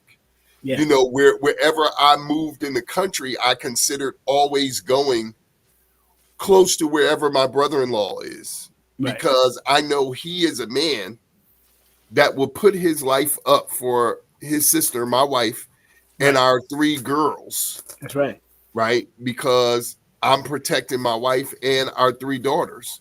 Right. My 3 sons are moving in their own way. But when I look at who are the men that would put their life up for my wife if something should happen to me, that's my brother-in-law. You know what I'm saying? As an ex-Marine and a whole bunch of other things that he is. That's right. So I just think that we as men, we don't have that kind of belief system. Yeah. Women have borrowed that system, but they actually need each other to survive. And so they should never take on this ideology because, you know, it's detrimental to their survival. You know, coming from a family that has Marines in my family, we don't say ex, we say former Marine. An ex-Marine is a dead Marine. That's right. Ex-Marine is a dead Marine. You know, I want to ask before, I got one more question before we finish, but I want to ask questions in the chat. She said, Naya Will said, what is the best advice you can give to a single parent of young girls, children entering into a new relationship? That's a great question, please. Yes, I would say, straightforward is to show your child love. Yes, and to include your child in the relationship. I think it's absurd to believe that we can somehow hide our relationships from our children. Yes. Our children watch us more than we watch ourselves. They know what our face looks like in the morning. They know what we look like when we're puzzled, afraid, nervous, excited, etc. Obviously, there's intimate parts of an adult relationship that's not for children, but of course, if you're entering into a new relationship, make sure that the relationship has purpose. We move off of this relationship has potential. Yeah. And we say it's better to say that this relationship has purpose than it does potential, because potential is a setup for 1,000 things to go wrong. We don't want to just move off of potential because we all got limitless potential. And you can entertain all kind of foolishness when you're just dealing with potential. But when you're dealing with purpose, now we have a measuring stick that we can actually say, why are we together and what are we doing? A lot of times people are just in relationships because somebody makes them feel good. It is the elusive happiness. And I'm saying that the Akoma House Initiative is standing up, and we're on a crusade now to take this idea of delusional happiness out of our language, because you can find peace, which is the ultimate happiness or fulfillment. You can find cooperation. You can find love. You can find intimacy through honesty. But happiness is based on you have to please me. And anytime you don't, we at a problem. And so when we have our children, they should be aware that we're entering into a new relationship, that we're moving with purpose. We have some anticipation. We may have some fear. We may, all of the emotions that we actually feel. And they should be included to the point that they matter, because they are the second self of us, as our children. When I met my wife, I was a single parent with my oldest son, and he was 6 years old. He's 31 now, a couple of months from being 32. Right. And he has 2 children of his own. Right. But, I spoke to him and I told him that, hey, I had been a single parent with him for 5 years before I met my wife. And I said, listen, man, I want to be married. I want to give you a 2-parent home. I want you to grow up with a mothering energy. His mother was, she checked out, and I was in New Jersey. She moved to Florida. She didn't really see him, and she wasn't really cut out for motherhood. Right.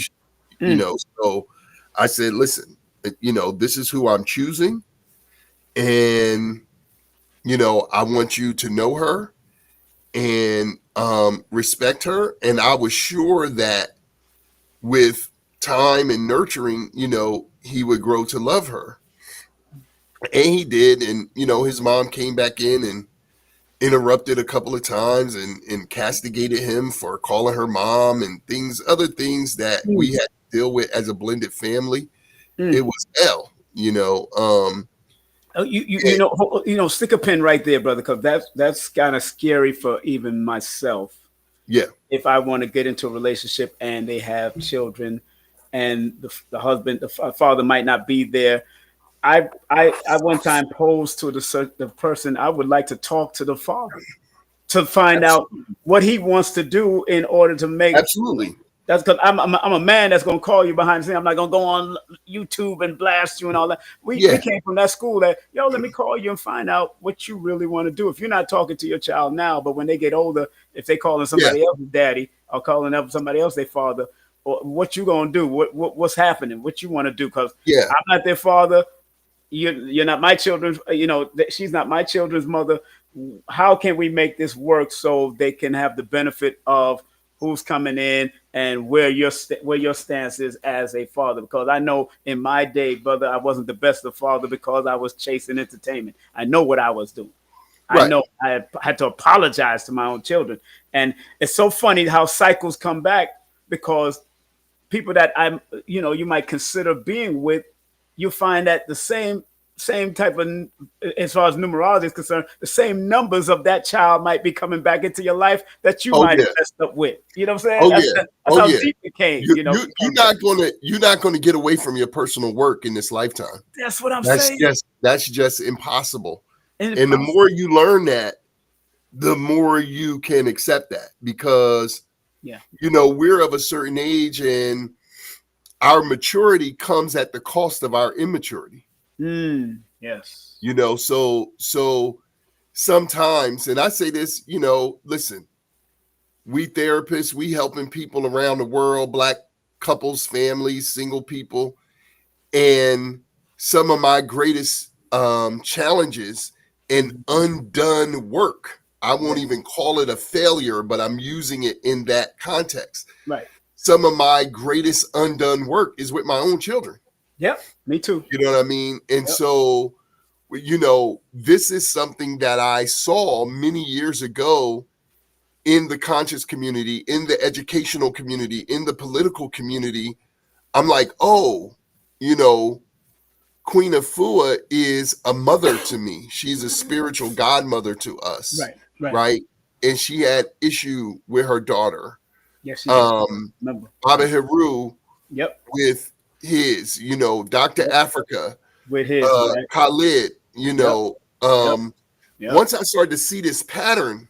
Farrakhan too. Farrakhan. Yeah. I mean, we could go down the line. Let's go. Once I started to see this pattern, I started to say, oh, wow. In any genre of life that I went to, it almost seemed like the more magnanimous and successful the person was, there's individual sacrifices that we pay for our own pursuit of greatness. So, what I say is, you can't castigate yourself. You chose a Shai, a destiny, and a part of it came with the challenge, because, I always say, for my youngest client who was 4 years old to my oldest client who was in their 70s, we all seem to have wanted different parents than we got. And it's not until we parent or till we get to a certain age that we accept the beauty of the parents we got. Right. So we will we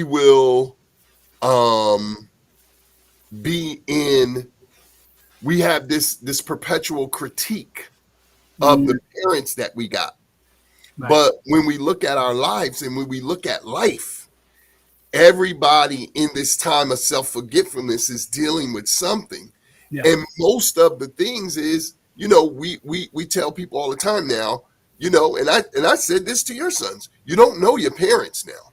They love you, they've been in your life, and they did their job to the best of their ability. But do not make the mistake of thinking that you know them completely, because there's much That's true. That's a part of them that you have never known and That's you true. will never know because of the power dynamic of parent and children.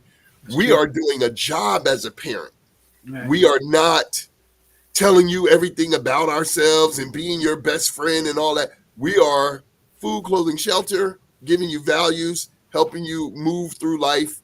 But there's many things because of who you are we don't share. And children know it because they get to a certain age, they telling stuff to their best friends. They ain't telling it to their parents. Exactly.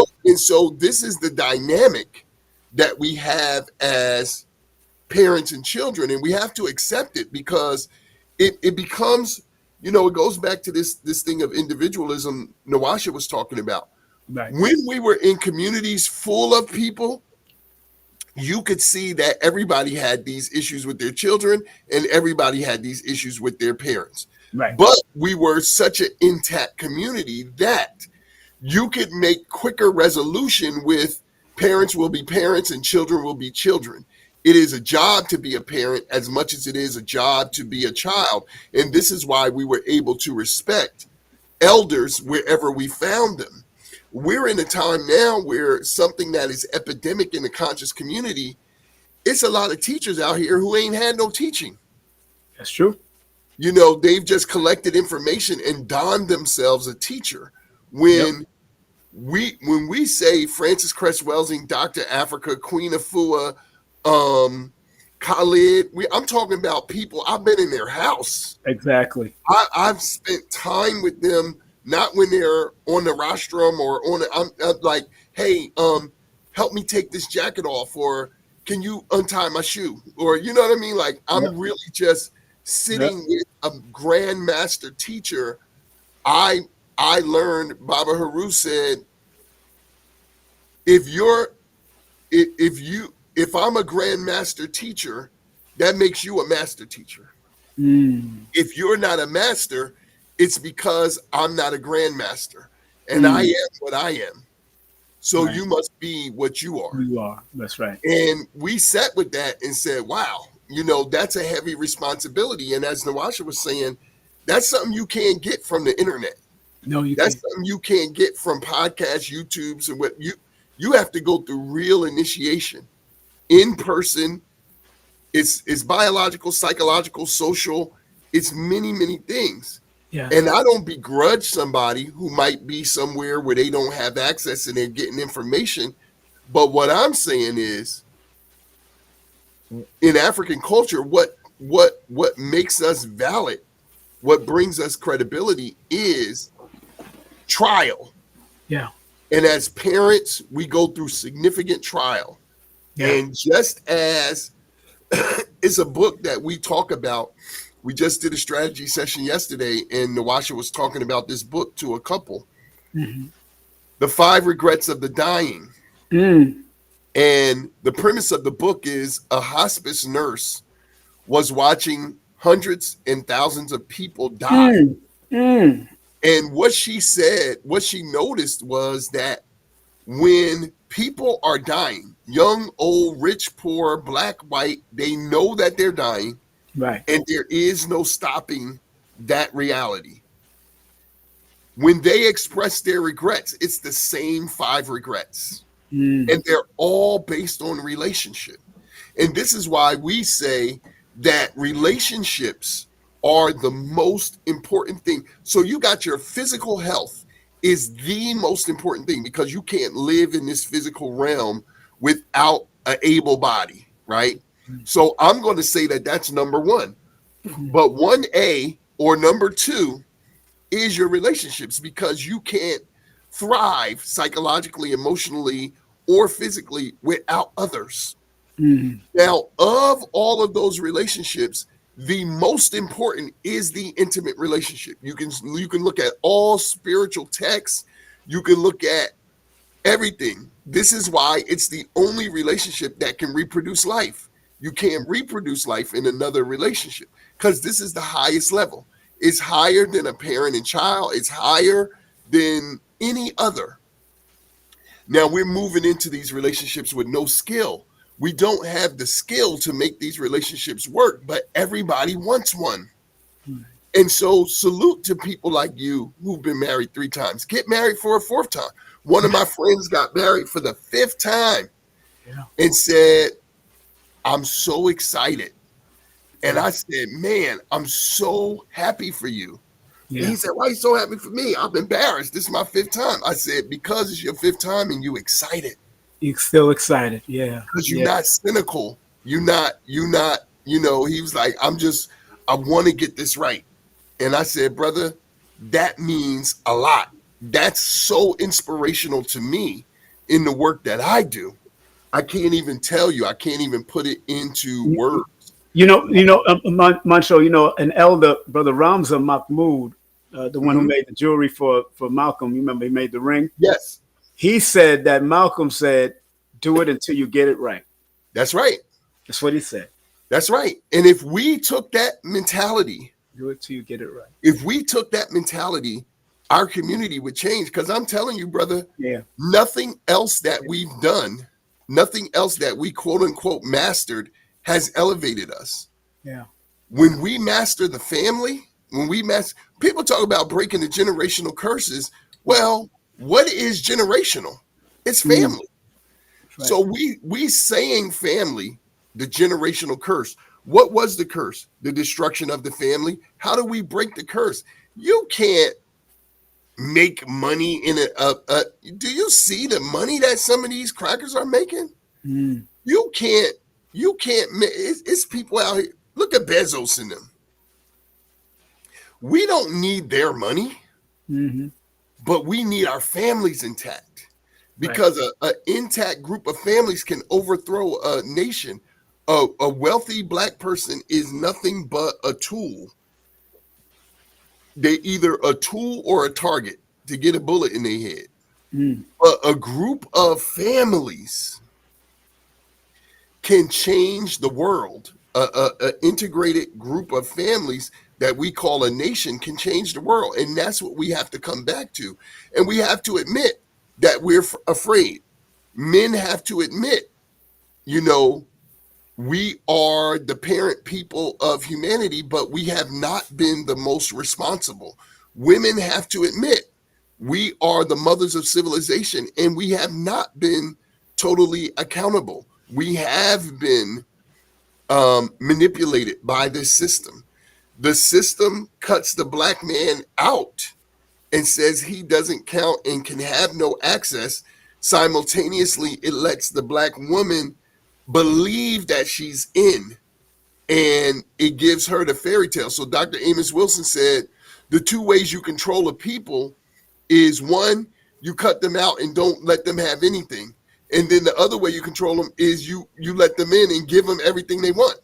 This is what you're seeing with the Black man and the Black woman, and now we turn on each other as if Black women didn't cut us out. And we also are the people giving these women the lies, but the women are saying to us, why can't you come in and do this, that, and the third? And the Black men are saying to the woman, come out of her, come out of this system, come out of this belief. And they both have truth. And now, ultimately, we do got to come out of this system, because we can't coexist with our oppressor and have success. Right. So this is all what we're dealing with in the relationship dynamic. And I'm telling you, as a therapist, man, I'm telling you, my voice is hoarse and all of that. I'm gonna try to get you off here. I know you got. No, it's all good. I'm just telling you that I watch our children, my own children. I watch our children. Right. Your children are my children. My children are your children. Yes, sir. We are each other's brothers and sisters. I watch my biological children and my nieces and nephews around the world, around the country. We are hurting, man. Yeah. The children are hurting, and we act like we don't know that they're really hurting. I mean, I'm 55, you 58. I'm dealing with brothers and sisters that's older than us talking about their mom and dad. Yeah. In sessions. Yeah. My mom said this and my dad did this, and my mom never hugged us. My mom did, you know what I mean? Like, as we get into where you are in relationships, I'm dealing with 60-year-olds and 25-year-olds saying the same thing, mommy and daddy. Yeah. What happened with mommy and daddy and how we heal that? Yeah. You know what I mean? And so, you know, to the beautiful sister who asked about, you know, The children. the single parent, Naya will, I would say, you know, include your daughter, you know, in everything, including if you do premarital counseling and stuff like that, because our relationships are not just for our entertainment. They are going to impact everybody for generations. Your great grandchildren that you may never meet, the vibration in which they start to build their relationships are coming from the decisions you're making, and that's a heavy weight. But if you do it with purpose, it's just natural. It's not even like it's not a big crown to wear. It's just I'm doing what's natural and I'm doing what's right and I'm building my skill. And so that's why, unlike a lot of therapists and all, you know, people that's out here letting people talk and all of that, that's good. It's cathartic. It helps to get it out. But we talk about psychological reparation, which is healing individual and collective trauma, because we got collective trauma in our ma'afa, but we got individual stuff from our families and our past relationships. Then we deal with the second pillar, which is relationship education, because just healing doesn't make us qualified to make a relationship work. We do have to learn the skills. Yeah. And the skills are very specific. They are different than having, you know, we got platinum artists as clients. We got millionaires as clients, judges, lawyers, doctors, people who are phenomenal, people who survive long bids in prison and all of that. It takes a lot of skill to be able to do that. But to make a relationship work, you can't just transfer those skills. It's a different skill set that we must learn and we must be trained in. We used to have that in our intact culture, but when our culture broke up, we lost that. And so now everybody thinks they can self-style what's happening in relationships. But women have certain roles, men have certain roles, and those roles haven't changed. When we can execute those roles at a high level, we can build a family and we can create a nest that our children can thrive in. You ain't going to never be perfect to your children, as they ain't going to never be perfect to you, because their expectations of parenthood is based on being a child. They're not a parent. And so you got to understand that. So I see a question here. Yeah, somebody said, are you saying those titles are not earned anymore? The titles of, I guess, parenthood or, you know, relationships. I don't know which part they came in. I don't know what titles you're talking about, Nini. I don't know which part they came in on, because we do have a delay. Tell me which titles you're talking about. There is a delay also. So okay. So I'll be patient and hear that. Yeah, but you know, that seems like a great question. But yeah, I think that you know, we have to understand that, you know, a child doesn't understand what a parent is. Right. A child, especially now, you got to understand this. We are an oppressed people existing within a fractured culture. So a child wants their parent to be everything. No human being is everything. This is why we have multiple relationships. Right. So say, for example, your mother is an excellent cook and your father is good with finances. Right. But you want somebody who's an excellent nurturer. Say your mother or your father doesn't have that skill. Are your parents bad parents? No. They have a strength in what they have a strength in, because being good with finances is very important. And being a good cook is very important.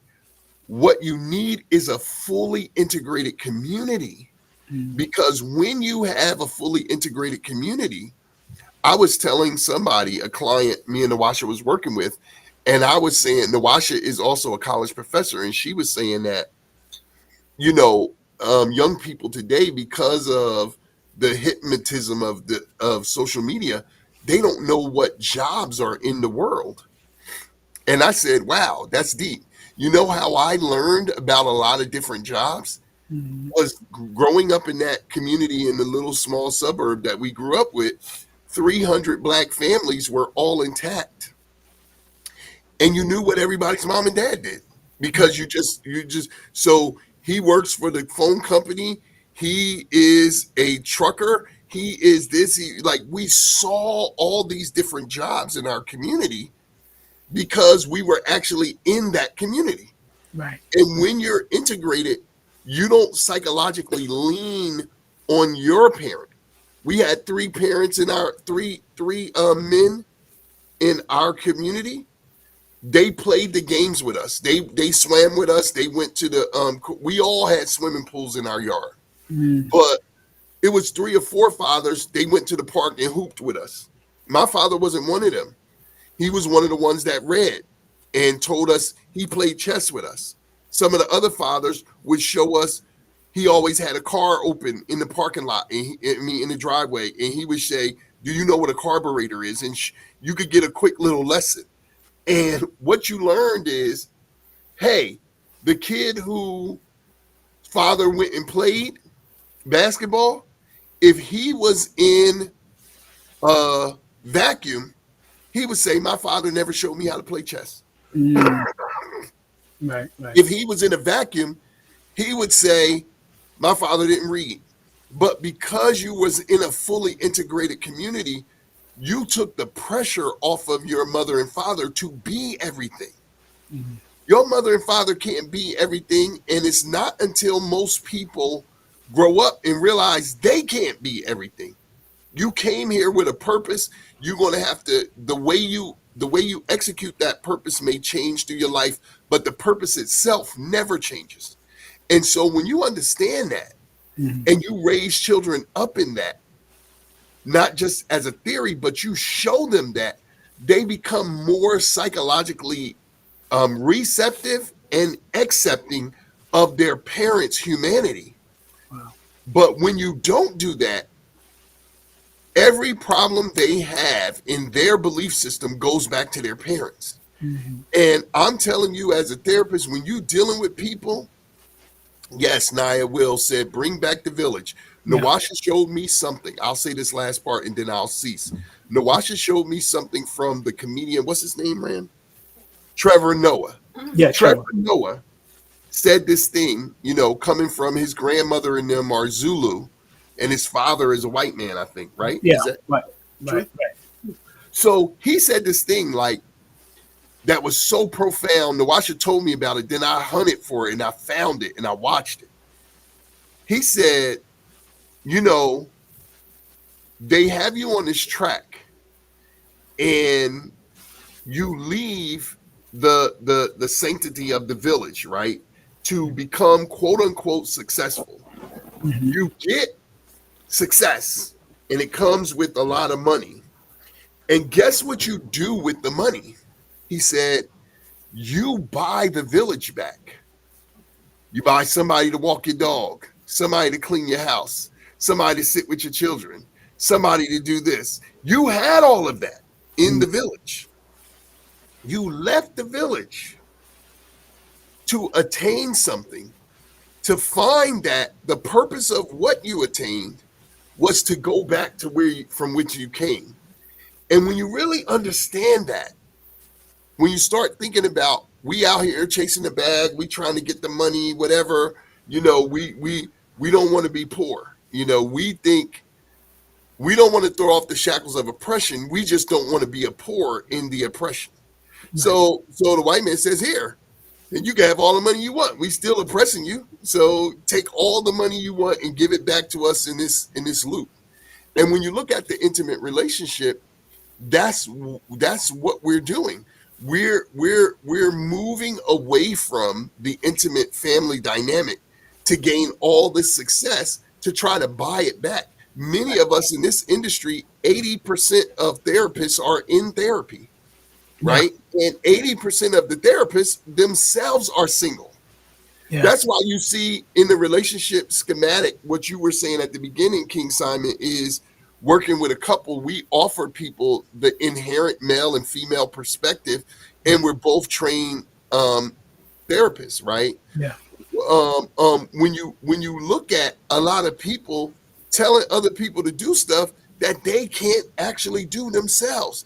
In African culture, that would never exist. But in the clinical therapeutic process, they tell us, if the client asks you how you doing in your relationship, redirect them to why they're here. Now, on one level, I agree with that. But on the other level, if you have never been in, a person can't lead you to a place that they've never been.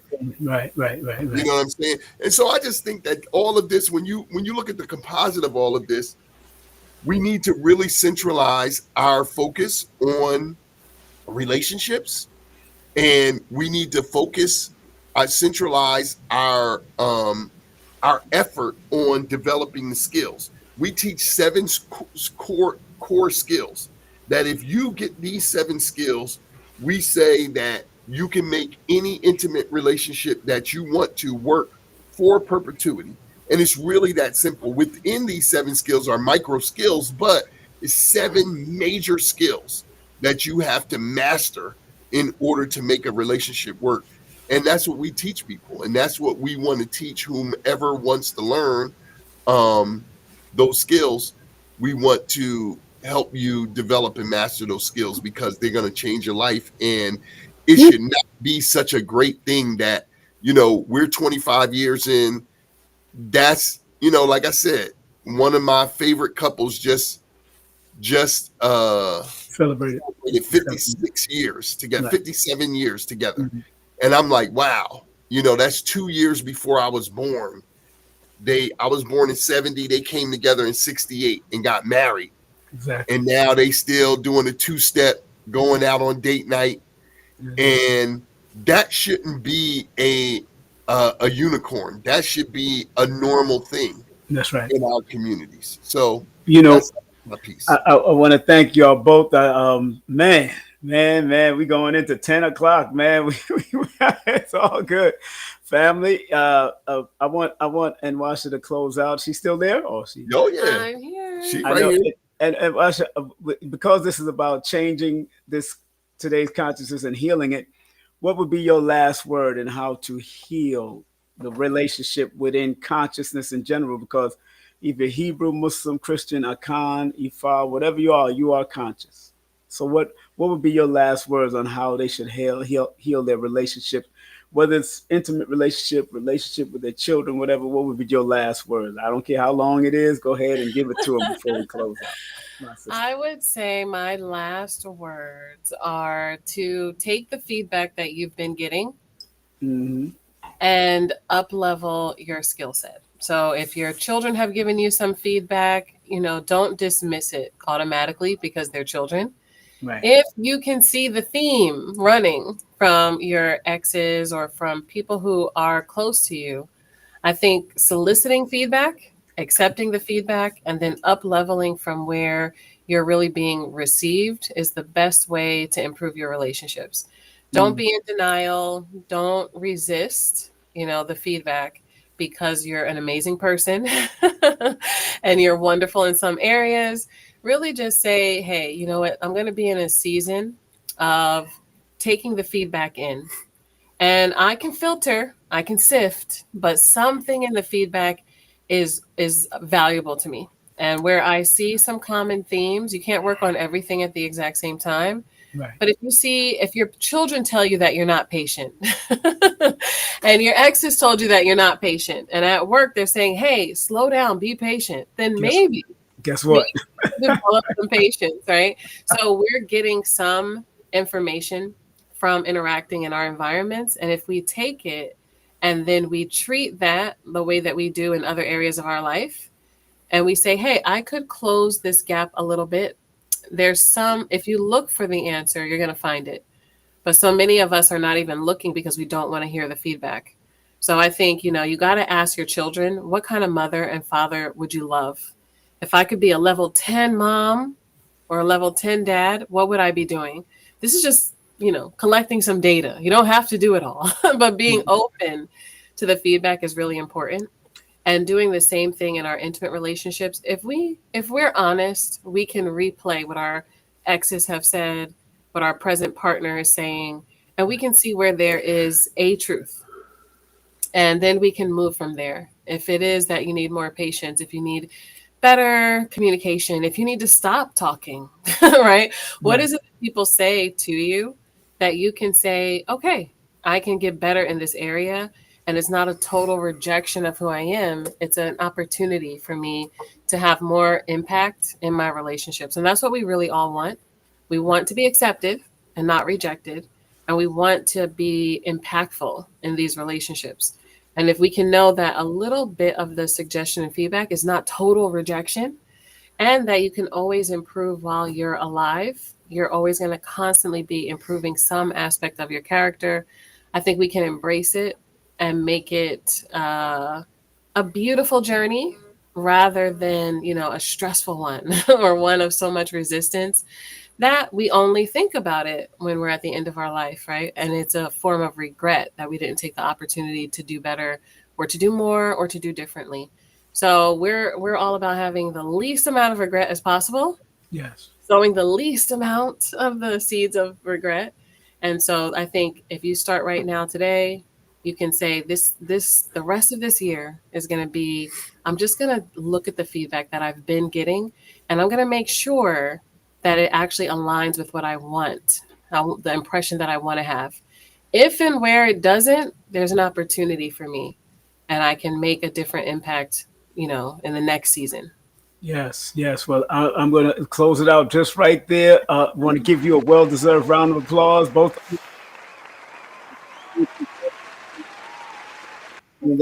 Thank you so much. And we want to come back when we can show our faces. Yeah, we definitely going to have to do that. I don't know what is. We'll figure it out. Yeah, I tried this thing 4 or 5 times. I couldn't get it right. So yeah, that's why I like to do tests like an hour before. I'm a little late to send it, but family, please send them love. Make sure you go to their website. Akoma House. My man's choking and coughing. We got to yeah, absolutely.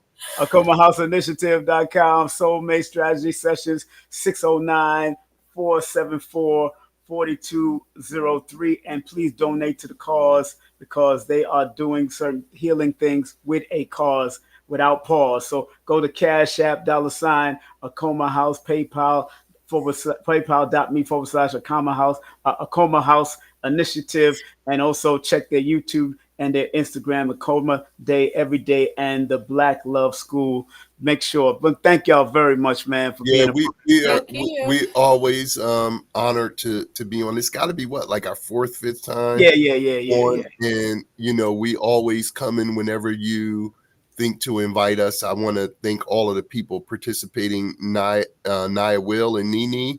Yes. If you need the free consultation, check us out. I definitely want to help you. We definitely have a functional family systems class that can really help that single parent dynamic. I really resonated with that. I know how challenging that is. That is a very hard, especially when them children are under 7. I had to deal with that, juggling, and made some beautiful mistakes in that process. So, we here for anybody who's serious about the art and science of Black love culture work. Get with us, and we appreciate you participating tonight. Man, one love, man. Y'all get some rest, man. I know y'all was out doing your thing, but y'all get some rest. Yeah. We had a beautiful weekend. We saw that Denzel and Spike Lee movie. Yes. Yeah.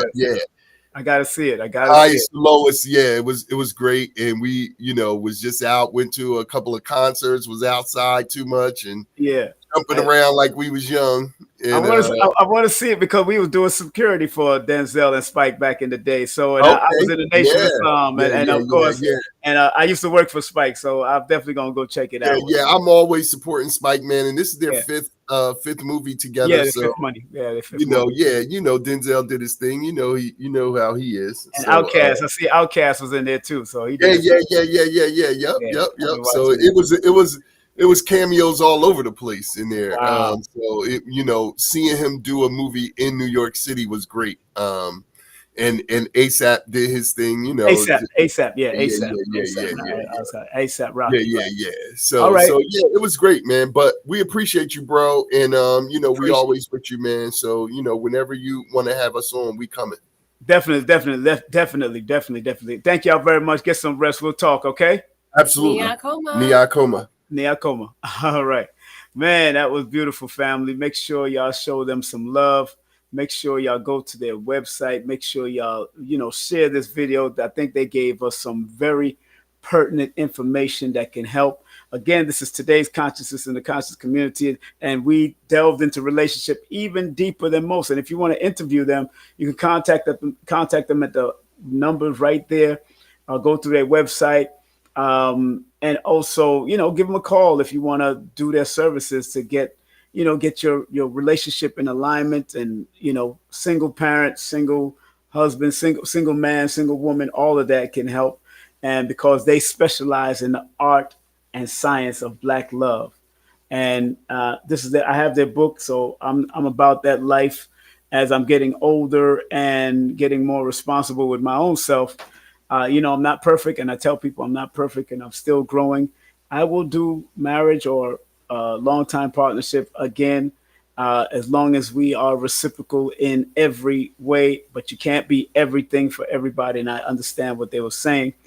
And that's why I always end my show with Dr. B's saying, I forgive myself, my family, and others for imperfection, and I am thankful for my life. And of course, I always end with Dr. Blair's great prayers. Please, Universal Creator, know in my heart that I love you. Please protect me and this planet on which I live now. Please open my mind, my spirit, and my soul to receive only truth in your love now.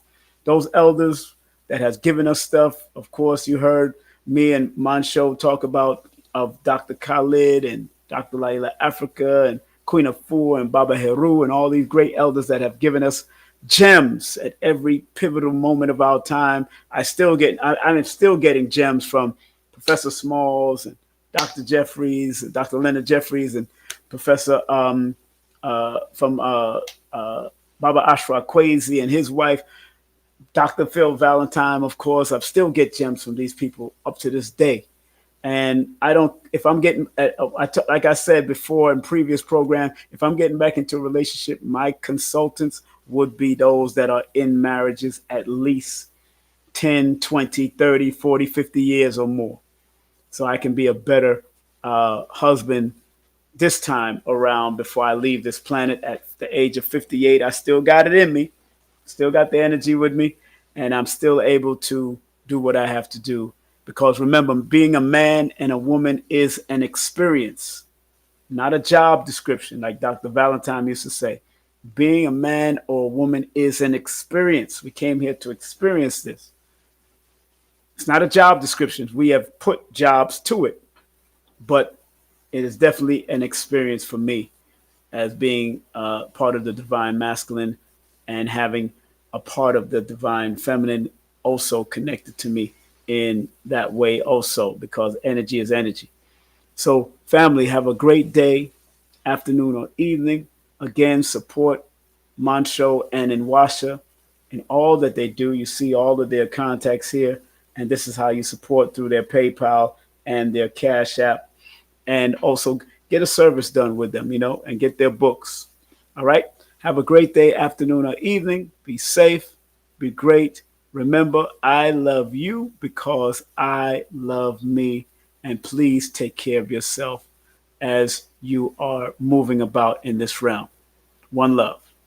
Numerovation with King Simon. Text me now at 347-496-1022. You can also take my course if you want to, but do text me for your sessions at 347-496-1022. You can also get my books on Amazon at Linktr.ee/King Simon the Numerovator. Remember, you can book your session and get it done right now. 347-496-1022. That's 347-496-1022. King Simon the Numerovator.